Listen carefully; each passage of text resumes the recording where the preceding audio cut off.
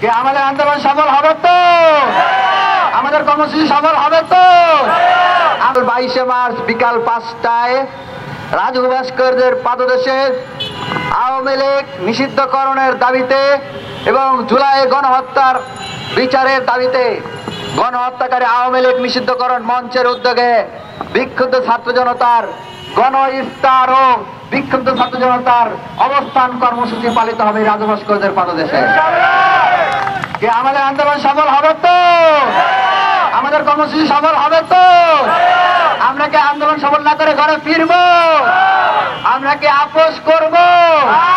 ও ধরি ধরি ধরি না, ধরলে কিন্তু ছাড়ুন না, ধরি ধরি ধরি না, মিডিয়া বন্ধু, মিডিয়া সাংবাদিক বন্ধুদের মাধ্যমে সারা দেশের ছাত্র জনতা এবং জুলাই যোদ্ধাদের কাছে আমরা আহ্বান রাখবো, আপনারা কারো ডাকের অপেক্ষায় বসে থাকবেন না।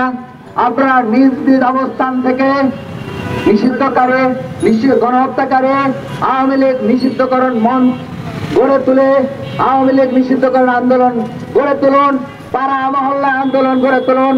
আপনারা দেখেছেন ক্যান্টনমেন্ট থেকে ষড়যন্ত্র হচ্ছে, আপনারা দেখেছেন ভারত থেকে ষড়যন্ত্র হচ্ছে, আপনারা দেখেছেন আমাদের রাজনৈতিক দলগুলো সেই ষড়যন্ত্রের পাতা ফাঁদে পা দিচ্ছে। তারা কিন্তু কেউ স্পষ্ট করে বলছে না তারা আওয়ামী লীগ নিষিদ্ধ করতে চায়।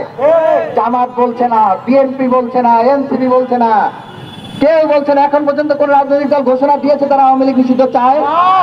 কোন রাজনৈতিক দল কর্মসূচি রাজপথে কর্মসূচি ঘোষণা করেছে?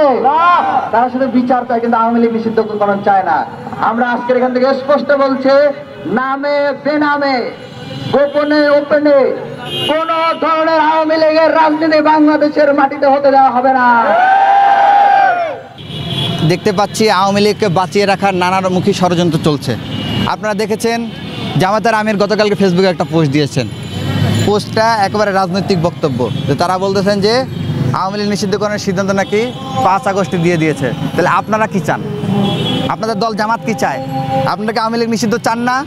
যদি চান তাহলে সেটা স্পষ্ট ভাষায় বলতে সমস্যা কোথায়? কেন বলতেছেন না?